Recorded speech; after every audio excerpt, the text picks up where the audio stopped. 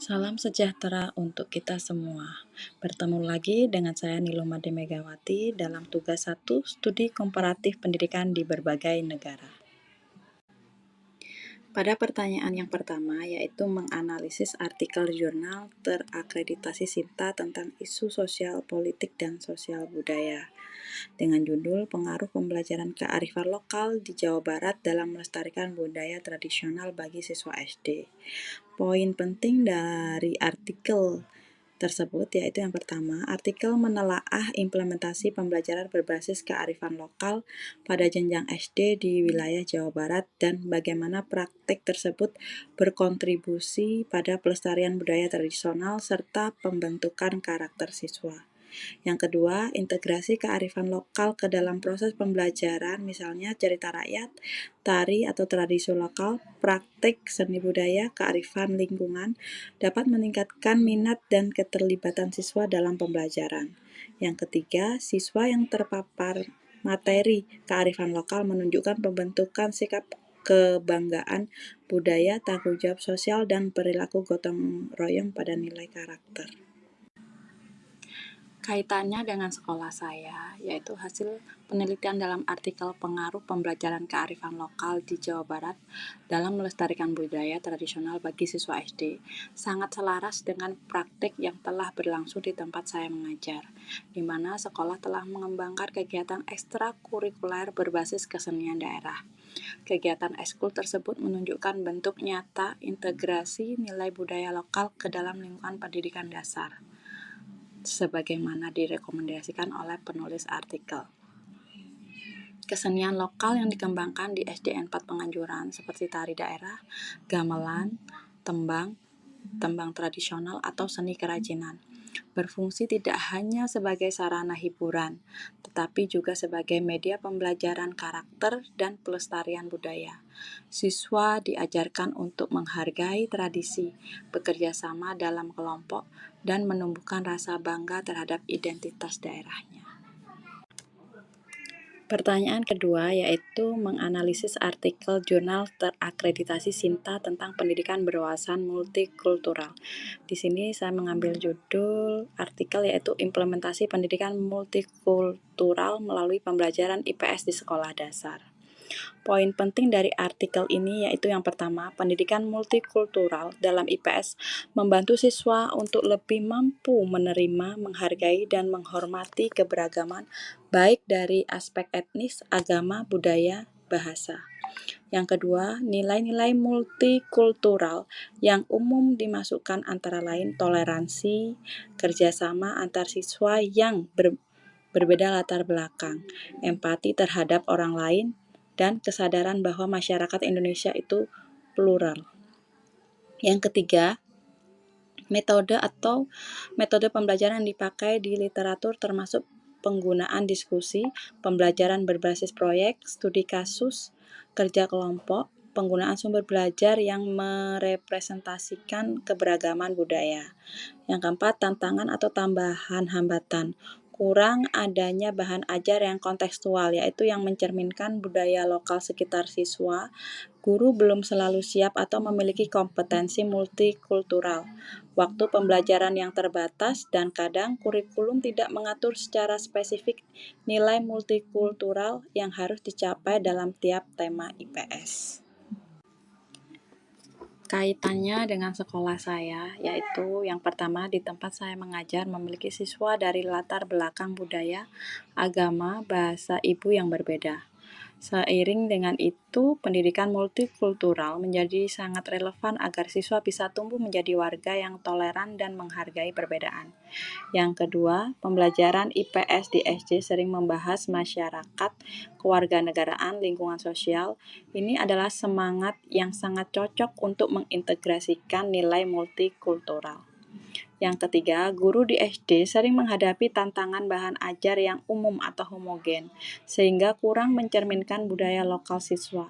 Ini bisa membuat siswa merasa kurang terwakili atau pembelajaran terasa jauh dari pengalaman mereka. Yang keempat, waktu pembelajaran atau beban kurikulum dan kesiapan guru juga bisa menjadi kendala di sekolah tempat saya mengajar. Misalnya, kurangnya pelatihan guru atau kurangnya sumber belajar lokal.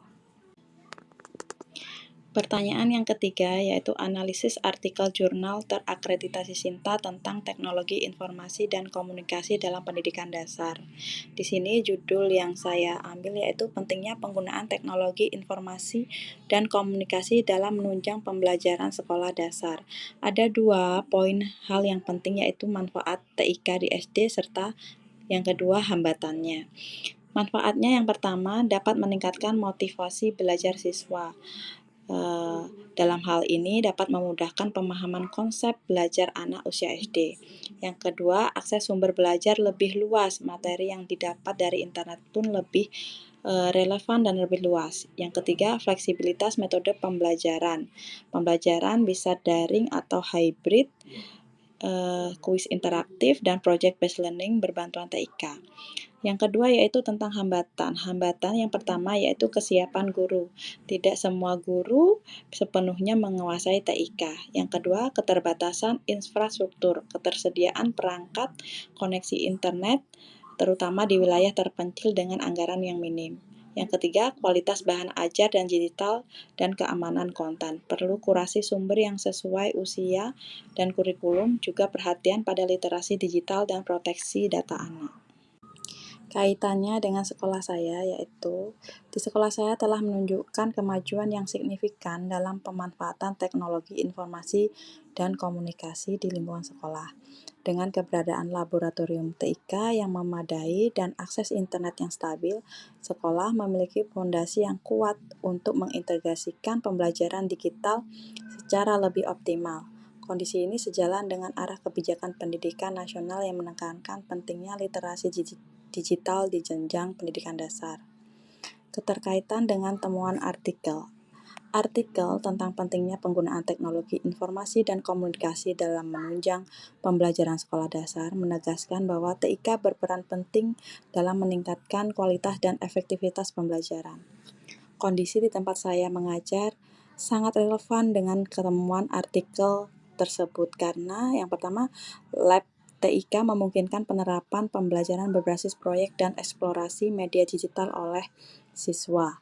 Yang kedua, akses internet yang stabil membuka kesempatan bagi guru dan siswa untuk memanfaatkan sumber belajar daring seperti video edukatif, platform Learning Management System atau LMS, dan aplikasi interaktif lainnya. Yang ketiga, lingkungan belajar yang kondusif terhadap teknologi memberi peluang untuk menumbuhkan keterampilan abad 21 seperti literasi digital, kreativitas, kolaborasi, dan berpikir kritis.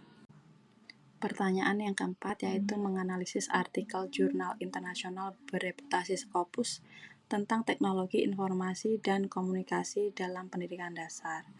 Judul di sini yaitu A Systematic Review of TPEC Research in Primary Mathematics Education. Poin penting dari artikel ini yaitu yang pertama, integrasi teknologi meningkatkan hasil belajar dan motivasi siswa, terutama jika guru memahami keterkaitan antara teknologi, pedagogik, dan konten matematika. Yang kedua, pelatihan berkelanjutan sangat penting agar guru mampu menerapkan TPEC secara efektif di kelas. Yang ketiga, konteks lokal atau infrastruktur, budaya sekolah, dan kebijakan pendidikan mempengaruhi keberhasilan penerapan teknologi dalam pembelajaran.